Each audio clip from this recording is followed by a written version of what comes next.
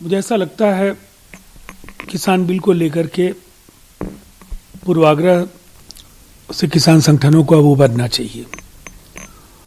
अगर परंपरागत रास्तों से किसानों का भला हुआ होता तो देश के अनेक राज्यों में किसान आत्महत्या नहीं कर रहे होते। किसान बिल किसानों की खुशहाली और प्रधानमंत्री जी का संकल्प कि 2022 तक किसानों की आमदनी दुगुनी होगी, इस दिशा में एक कारगर भूमिका का निर्वहन करने के लिए संकल्पित है।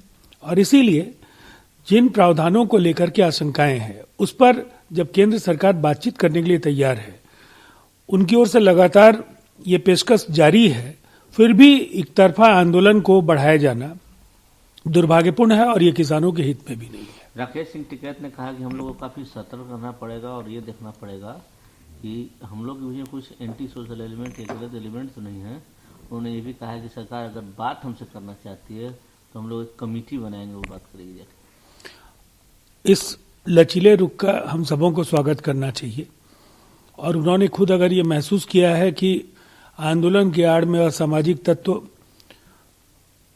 दिशा को बदलने की कोशिश कर सकते हैं तो निसंदेह उन्हें सतर्क रहना चाहिए। और जहां तक केंद्र सरकार की ओर से प्रयास का सवाल है तो अगर किसान संगठन भी मिलकर बात करने के लिए तैयार हैं तो फिर कोई दुविधा नहीं होनी चाहिए। अरविंद केजरीवाल ने अपील की है अपने वर्करों से कि कल हंगर स्ट्राइक रखें फार्मर के सपोर्ट में। अरविंद केजरीवाल जी की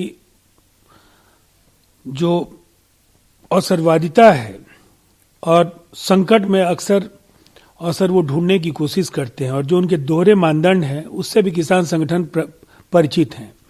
अभी उन्होंने एपीएमसी एक्ट को दिल्ली में खत्म किया।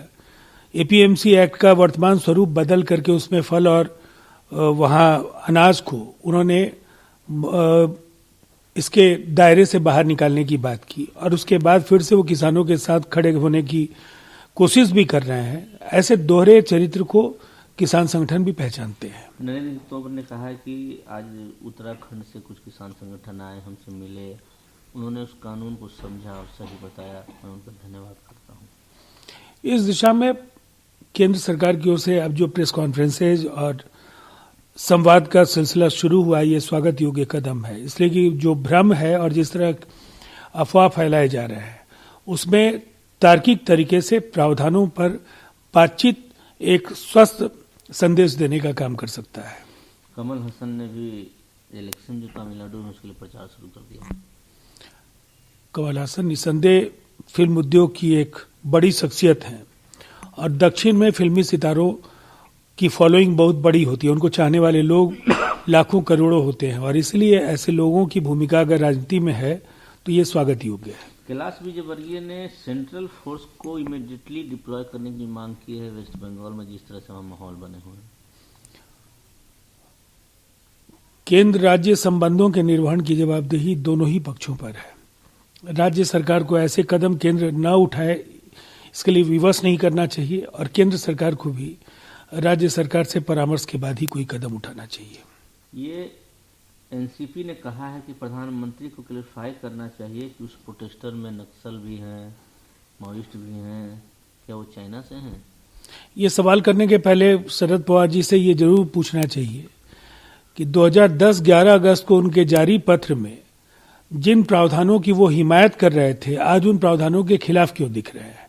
ये ज्यादा प्रासंगिक सवाल है और इधर उधर की बात करने के बजाय उनके रवैये में जो ये आमूलचूल परिवर्तन दिख रहा है इसकी वजह क्या है, ये जरूर देश के सामने उन्हें सच को रखना चाहिए। कांग्रेस पार्टी का भी निर्णय है। हम आंदोलनरत किसानों के मांगों के समर्थन में हैं। उन्होंने बंद का कॉल दिया था, उसमें भी कांग्रेस पार्टी का समर्थन था। कल उनका हंगर स्ट्राइक होगा, कांग्रेस के भी लोग सभी जिला मुख्यालय पर आयोजित कार्यक्रम में भाग लेंगे। तो मैं समझता हूं ये जेन्युइन इश्यू है और हम देश के अन्नदाताओं को सड़क पर अकेले नहीं छोड़ सकते।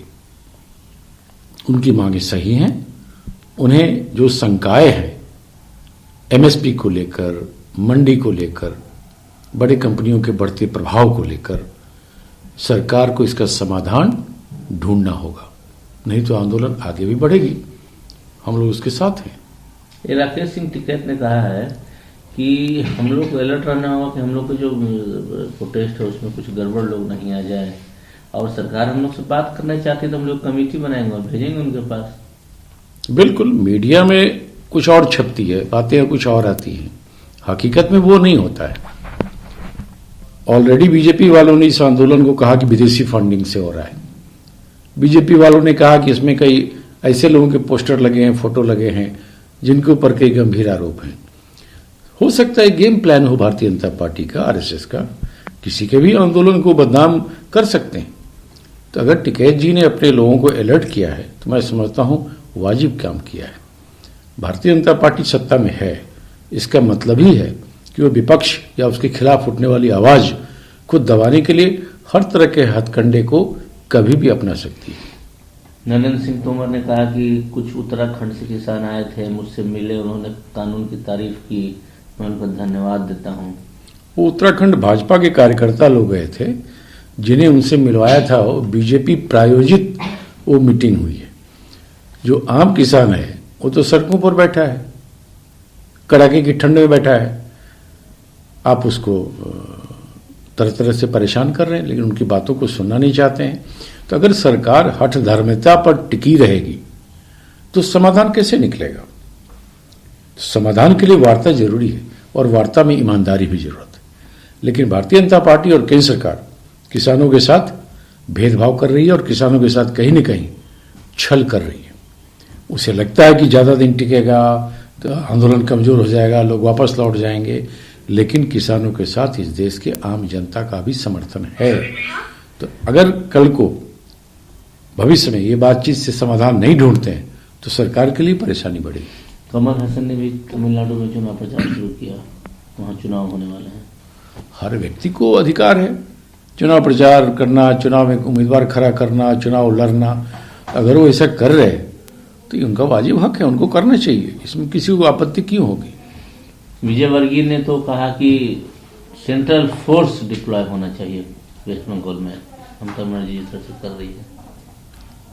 तो वो तो सत्तारूढ़ दल के नेता हैं, कुछ भी कर सकते हैं, तो किससे मांग कर रहे डिप्लॉयमेंट होना चाहिए? लेकिन राज्य सरकार की इच्छा के खिलाफ आप डिप्लॉयमेंट करेंगे तो ये कहीं न कहीं संघीय ढांचा पर एक तरह से कुठाराघात है। सबको पता है कि आप वेस्ट बंगाल में सांप्रदायिक राजनीति को फैलाना चाहते हैं और राजनीति में हिंसा का होना गलत है, और यह काम बीजेपी और संघ परिवार के द्वारा बड़े ही सुनियोजित तरीके से बंगाल में किया जा रहा है। एनसीपी ने कहा है कि प्रधानमंत्री को क्लियरिफाई करना चाहिए कि protester are Maoist Naxal from China Pakistan.